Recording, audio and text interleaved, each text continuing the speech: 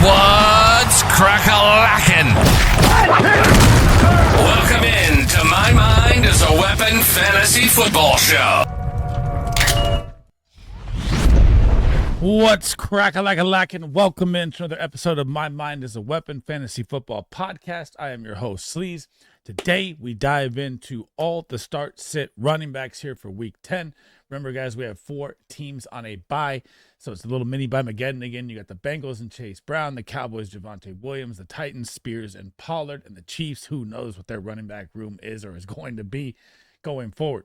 So this is the video where I'm going to give you all the defensive stats: rushing yards allowed, receiving yards to the running back allowed, touchdowns allowed, look at game scripts. We'll also look at a couple of defensive injuries that could help the running back boost up or not. Now, if you guys haven't already, tap that thumbs up, hit that subscription button, turn that bell on. I'll be live here in about 4 or 6 p.m. Eastern, so almost 4.5 hours here. We'll be doing our first start-sit show of the week leading into Big Draft Energies, who I run the Guy FF with, our Discord. And I also have our sponsor, drafters.com. If you guys haven't signed up, make sure you use promo code SLEAZE, do best ball drafts, pick'ems, DFS drafts, everything like that. And remember, guys, if you have any questions, comments, drop them down below. Like you can't make the live show, I'll try to answer every single one of them. It's getting tough, but I'll try to get to them all.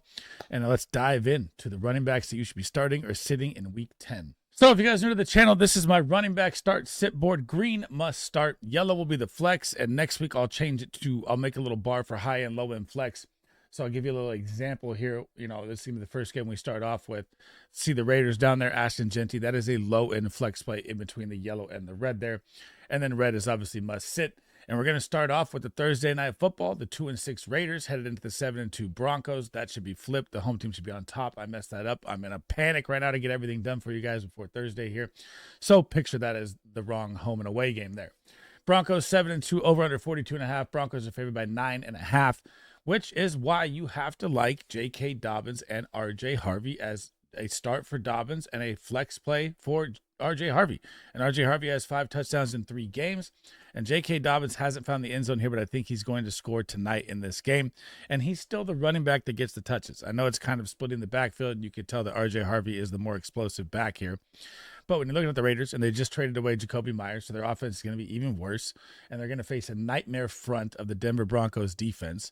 So the Raiders' run D is going to be even on the field more. And they already ranked 21st, giving up 23 points a game, 692 yards on the ground, 9 rushing touchdowns already, 204 yards through the air, no receiving touchdowns there. But you got to like both these guys in a game script where the Denver Broncos are going to be in control. Now, on Ashton Genty said, this is as tough as it gets. I mean, you lost Jacoby Myers, so the defense is going to be focused on Brock Bowers, and their front gets after you. They lead the NFL in sacks. Geno Smith's in for a nightmare game. And Ashton Genty is a low-end flex play for me. Like, I don't even like him really as a low-end flex play. I think it's going to be a very tough game. Maybe he can get it done to the air like he did last week, scoring the touchdown. But the Denver Broncos, they're number 5 versus the running back, giving up 18 points a game. That's very good. 716 yards allowed, only 4 rushing touchdowns, which is top 5 as well.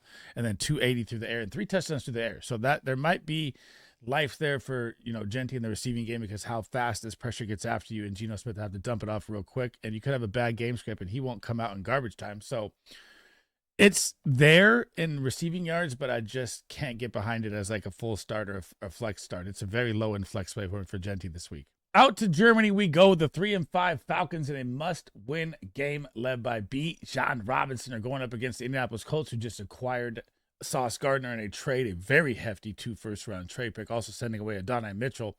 And they're 7-2, 48.5 over-under. Colts are favored by 6.5 in this game. Now, Bijan Robinson and JT were both stymied last week. I'm not buying that this week. These are 2 superstar running backs. So even when I look at the Colts run D being number 9 for Bijan, I'm still starting him, right? And they only give up 19.1. They've given up 638 on the ground, which is very good, top 10. 6 rushing touchdowns, 273 through the air, and a touchdown through the air. Bijan, even though the matchup is absolutely tough, I'm never sitting this guy. And it's the same for Jonathan Taylor. Let's say the Falcons were the number 1 run D. I'm still starting this guy, right? But the Falcons right now versus the run, they rank 24th. So this is a big opportunity here for JT. They give up 23.4, 804 yards on the ground, 4 rushing TDs, 236 through the air, and 4 through the air as well. This has got to be your Bijan JT game. If the Falcons want to keep their season alive, they need to get the ball to their superstar running back, Bijan Robinson. The 2-7 Giants are headed into Soldier Field to take on the 5-3 Bears. The over/under 47.5. Chicago's favored by 4.5. And again, this is a game I am targeting heavily across the board in fantasy football. This is the game, like the Bengals and the Bears last week, that I wanted to target. This is the game I'm choosing this week because both these defenses are in shambles. Now, the Giants' front seven is good, but still, we got to talk about it like this. So when you're looking at Tyrone Tracy, and Devin Singletary outsnapped him last week, which is very, very weird. So the Chicago Bears defense, they rank 20th versus the run. They give up 22.7. They've given up 824 on the ground, 5 rushing touchdowns. Good on the rushing touchdown side, bad on the yardage side, right? And then 180 receiving yards through the air, 234 through the air and 3 touchdowns through the air. Now, they're both low-end flex plays for me with Tyrone Tracy and Singletary in a great matchup because we don't know how this split's going to work. Everyone thought it was going to be Tyrone Tracy as your 3-down back, and all of a sudden Devin Singletary outsnapped him in a game last week, and it's just like a nightmare situation.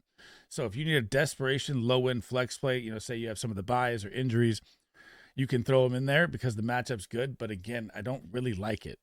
Now, on to the Chicago Bears side. DeAndre Swift has practiced and limited twice already, so it looks like he's going to go. And they held him out last week, and he wanted to play last week. So you got the Kyle Manunjai explosion game versus Cincinnati Bengals, who are the worst run D in football. That's a given. And now you're going to get the New York Giants run D, and they are bad. They give up 27.1. That ranks 31st. That is second worst in the NFL. 1,089 yards, which is second worst in the NFL in yardage. 8 rushing touchdowns, which is bottom 5, and 304 through the air. That's almost 1,400 yards. They've given up 3 touchdowns through the air as well. That's 11 total touchdowns. So if you have Swift, you're starting him. And if you have a Manunjai, you're low-end flexing him because he can find the end zone and the red zone where DeAndre Swift doesn't get those carries inside the 10. So this is a very, very plus matchup for them, and you can definitely start DeAndre Swift and definitely flex Kyle Manunjai in this game. 3-5 Cardinals are headed into the 6-2 Seattle Seahawks, who are absolutely on fire and just acquired Rashid Shaheed. Now, when I look at the Arizona Cardinals here, damn, you are not starting any of these guys versus this Seattle defense. They are absolutely insane when they're healthy. Remember, they were beat up for like 3 weeks straight. So when you look at these numbers, they rank 13th, giving up 20.5, 505 yards, which is top 5 in the NFL just in yardage. They've been absolutely lights out. 3 rushing touchdowns, which is tied for first, and they've given up 362 and 2 touchdowns through the air, which is where they get beat through the air. But we know that Knight, Carter, I could throw up DeMercado up there because he kind of took the role last week, but you're not starting these guys against this defense. No way in hell. Now, Seattle side, I haven't liked Kenneth Walker as a start all year long till this week. He's on my smash list for the first time, and I think Kenneth Walker is going to have his big, big, big game here, and let's talk about why.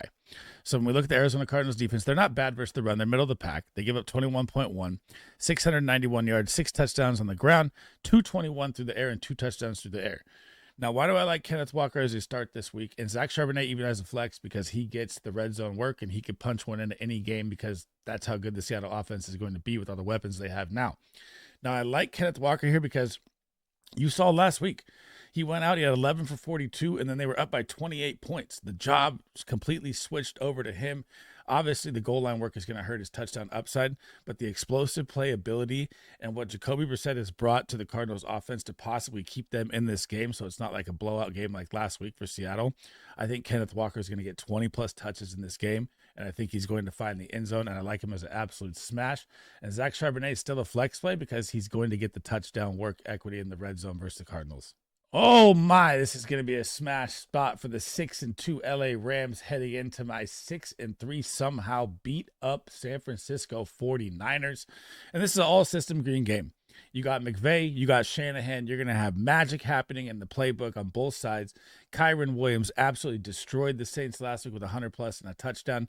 Now you get the 49ers defense, who just lost another DN that we signed in Pharrell. We just lost our first-round draft pick in Michael Williams. Fred Warner is out for the season, the best linebacker in football. Nick Bosa, a top 3 DN, is out. The injuries just don't stop. So the 49er defense, when you look at it, they rank 17th, but at the beginning of the season, we were top 5. The injuries are just piling up, killing us. So we give up 21.7, 788 on the ground, only 4 rushing touchdowns, 303 through the air, and 3 touchdowns through the air. Kyren Williams, you are not sitting no matter what this week versus the 49ers. Christian McCaffrey, what did I tell you guys before the season? The must-target guy. Doesn't matter. Not reading the stats. Don't care who he plays against. Don't care what it is. His usage through the air and through the ground and everything is just ridiculous. This man is a fantasy superstar, and you're starting him every single week, no matter what the matchup is. Comeback player of the year and possible MVP Christian McCaffrey. The 5-3 Lions are headed into the 3-6 Commanders, who are falling apart real quick here with Jaden Daniels and that elbow injury. Man, that was to watch. Whew. So Jahmyr Gibbs, aberration game last week. He's crushed the Minnesota Vikings every single time he's played him. All of a sudden he gets 4 points last week, which is nuts. You're starting Jahmyr Gibbs this week. You know he's angry. You're getting the Washington Commander defense that gives number 15. They give up 21.1. But you got to remember Marcus Lattimore's also down with the injury there as well. So that's going to stop in the run game, and the pass game is going to open up more of the run game for them as well. They get up 859 on the ground, 5 touchdowns, 333 through the air, and 2 touchdowns through the air. David Montgomery even has red zone flex play appeal in this game because I do not see the Commanders keeping up with Marcus Mariota and no Terry McLaurin in this game versus the Detroit Lions, and that front is going to get after Mariota. Hutchinson is him. On the Commander side, Ja'Cory Crosby-Merritt, tough matchup. But there is light at the end of the tunnel for Ja'Cory Crosby-Merritt here. So he has one of the easiest schedules remaining. You have to look at it like the Commanders are going to unleash him and see what they have in the rookie, because they know McNichols and Chris Rodriguez aren't going to be the guys for the future here. So you got to think that Ja'Cory Crosby-Merritt is going to get used more, but it is a tough matchup, so it's like a low-end flex play. He hasn't done much but 40 yards a game for the past 3 games, and the Lions' defense is number 3 versus the running back, giving up 16.7. So desperation, low-end flex play if you want with Ja'Cory Crosby-Merritt this week. Oof! 37.5 over under 2-6 Browns led by Dylan Gabriel headed to the 1-7 Jets. We don't even know who the starting quarterback is yet, if it's Fields or if it's Tyrod Taylor, but it's going to be ugly either way. And hear me now, Quinshon Judkins should be in every single fantasy football lineup this week, no matter what. The New York Jets run D right now, guys, okay? They rank 22nd, giving up 23 points a game. They just traded away their superstar DT Quinnen Williams. They just traded away their superstar cornerback for great capital in Sauce Gardner. Now imagine the run game without those two. They've given up 869 on the ground, 6 touchdowns, 180 through the air, so 1,000, almost 1,100 yards total, and 9 touchdowns total as well. I love Quinshon Judkins to absolutely feast and destroy in this game. He's on my smash plays. Now, Breece Hall, coming off not getting traded, wanted out, tweeted out his boys. I'm happy for the boys, but I'm pissed off myself. It's not going to be good here. There's nothing I can really say that's going to be a good matchup here at all for Breece Hall.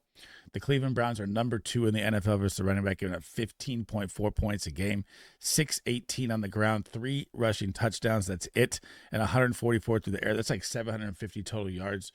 This is going to be a brutal matchup for him. Yeah, Adonai Mitchell could be out there. Yeah, you got Garrett Wilson back. Maybe that opens up the box a little bit, but with the quarterback play, it's just going to be tough. So he's a low-end flex play for me at best.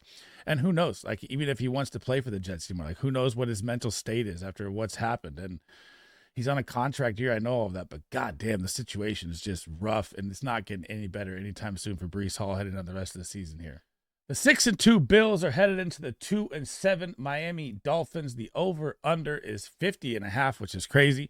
And don't let the injury updates on Wednesday scare you of James Cook missing practice. He's already back out there practicing. He was always going to play in this game.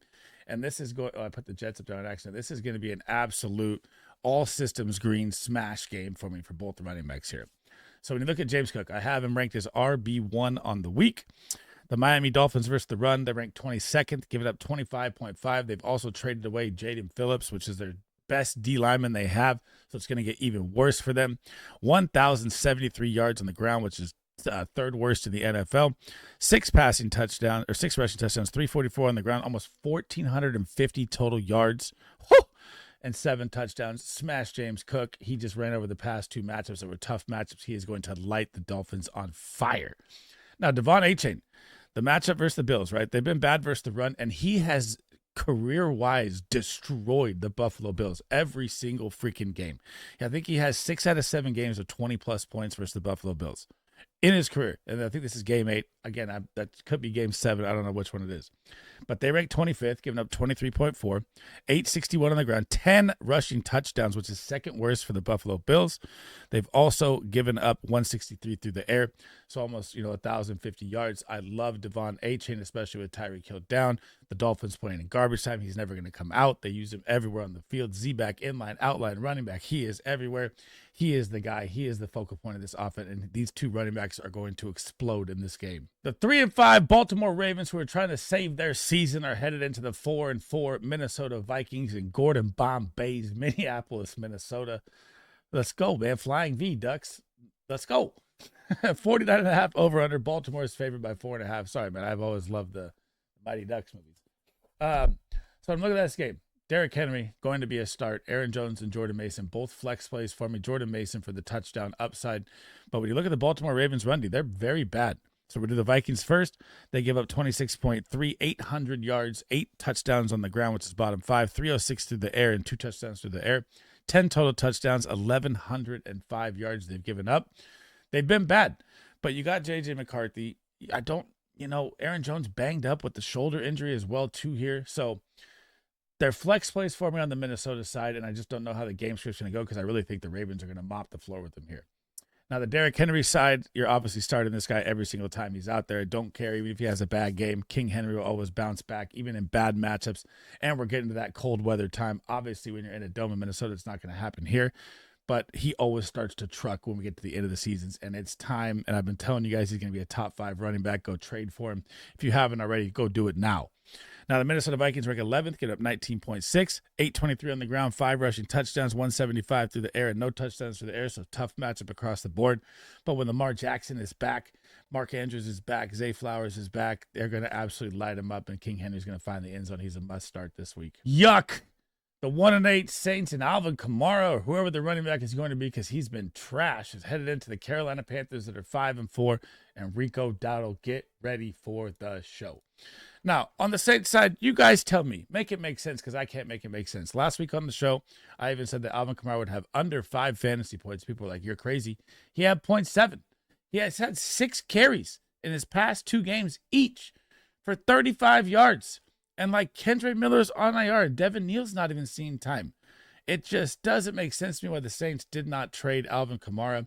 I know that he said he'd be sipping pina coladas, but money always talks, and I think the Saints got bamboozled. Now, Devin Neal, I'm not even thinking about either. The Saints are absolutely done with Tyler Shuck at quarterback, and you're going up against the Carolina Panthers run D. So the Carolina Panthers run D last year was like the fantasy pot of gold that you wanted to go against, right? But now they rank 18th, giving out 22.1, so big improvement from last year. 872 yards, 6 touchdowns, 237 through the air, so almost 1,100 yards, and 2 touchdowns through the air for 8 total touchdowns. But it's the Saints, and I don't know why they took out Rattler, man. He was learning the Kellen Moore system, looking better. I don't trust any of the Saints for the rest of the year, and if you own Kamara, you can't even trade him. You're just doomed. Now, Rico Dowdle, he has a possible chance at RB1 this week, guys, legitimately. The New Orleans Saints rank 19th. They give up 22.6. So they're not bad, but you got to look at how the game scripts go and how that went for the Saints, or went for the Rams last week. Man, Kyron Williams went for 115. Corum went for 50+. He was my lock of the week in yardage. Now you're going to get Rico Dowdle, who's just destroyed the Green Bay Packers, going up against the Saints, who've also traded Rashid Shaheed away. Their offense is going to be trash. My goodness, pump Dowdle in. He is on my smash plays, and don't even think about it. You can start him as a top 5 running back this week. Going to be one of the games I'm glued to here. The 7-2 Patriots headed into the 6-2 Buccaneers. Over under 48.5. Tampa favored by 2.5, which is wild. And as of now, this is, as of now updates, right? So we have Ramondre Stevenson didn't practice again today. I don't think. I haven't seen it, but the turf toe looks like it's going to keep him out again.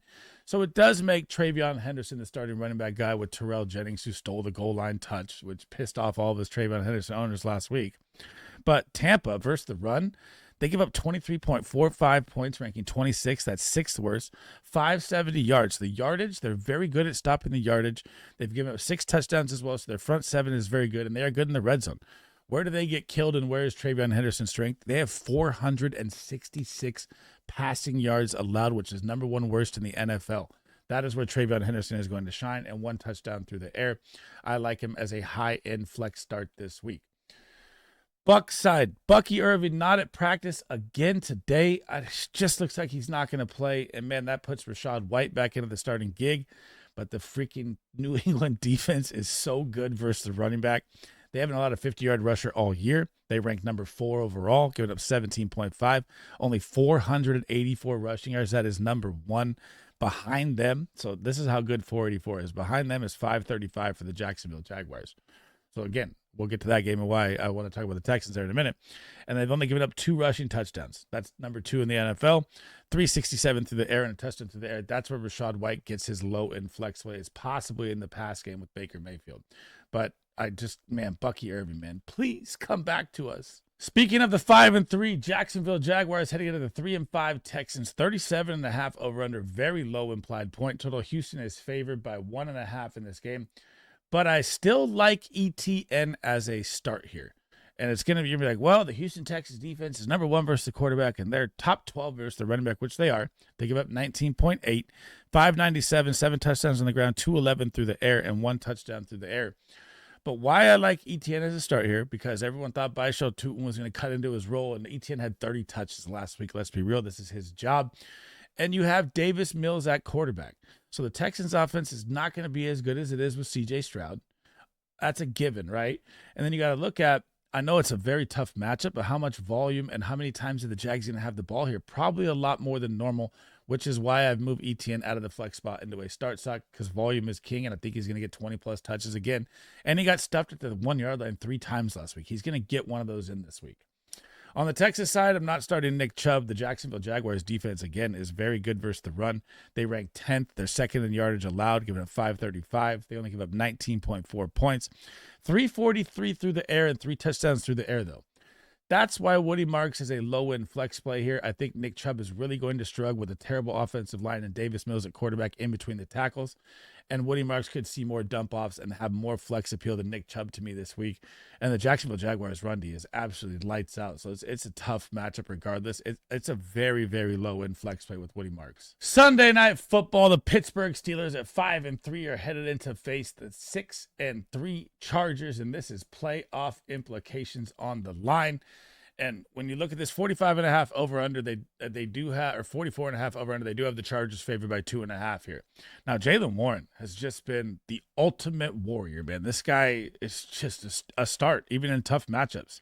So when you look at the Chargers, and their run D was getting gashed before they got Khalil Mack back. So you saw what the Chargers did last week, which their run D was very good.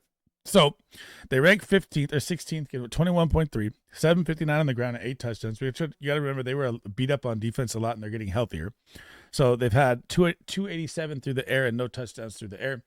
But this is Jaylen Warren's job. Like even Kenneth Gainwell that was splitting the 50-50 coming out has been phased out. And you've seen a little more Caleb Johnson, who I want to see Caleb Johnson get more involved. I'm an Iowa guy.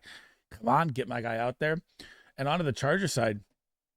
This is a no bueno game for me here. Pittsburgh Steelers run D, they came back to life. They just absolutely shit on Jonathan Taylor. I'm not trusting Kamani Vidal at all in this game. But there is a narrative of the Steelers D is good, then it's bad. And it's good, then it's bad. And they were good last week, so they could be bad this week, but I'm still not trusting Vidal. They rank 8th, giving up 19 points, 727 on the ground, only 3 rushing touchdowns, tied for second. And they've given up 243 and 1 touchdown through the air. Not a game where I think Kamani Vidal is going to be great, and I really think the Chargers need Omari and Hampton back big time. Monday Night Football, all systems green, an all green game. The Philadelphia Eagles are headed into the Green Bay Packers, just green, green, green, green, green. And Saquon Barkley and Josh Jacobs, you are starting either way. The over-under is 45.5. Green Bay favored by 2.5. But we'll look at the stats here. And I know Saquon's coming off the hammy, but I'm sure he's going to be out there. You can tell by his interviews. I haven't seen the update yet. But, Philly ranks 23rd versus the running back, gave up 23.1. And Green Bay did rank top 5. Now they rank number 6, giving up 18.3 because Rico Dowdle just shattered them. So they're going to need every superstar in this game. Philly's been more of a run-based team. And, Josh Jacobs is going to be lean on. This is big playoff implications here. Home field advantage marker game. Superstars are going to shine, and there's no way you're sitting either one of these running backs. Thanks for rocking with me today. That is the end of the episode. That is the running backs you should be starting, high and low and flexing and sitting this week, heading into week 10. Remember, any questions, drop them down below. If you guys haven't already, tap that like button. Help me out a ton. Hit that subscription. Turn that bell on. I'll be live tonight, 6 p.m. Eastern. And if you haven't checked out the Discord or drafters.com, both those are pinned in the comments in the top of in the description of the video. That's it for me. My quarterback video is out. My wide receivers and tight ends, I'm hoping to get out here before the kickoff tonight so you have them all and you can see them all. I hope you guys enjoyed the content. That is it for me. Sleazebomb out. I'll catch you in the next one.